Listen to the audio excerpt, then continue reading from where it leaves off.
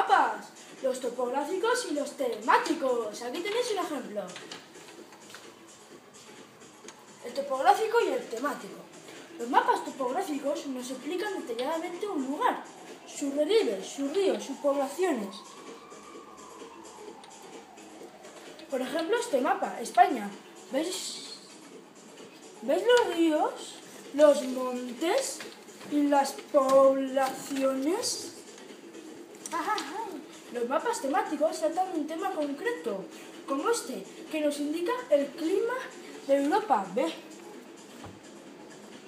¿Veis el sol? Pero también hay otros mapas temáticos sobre economía, historia, etc.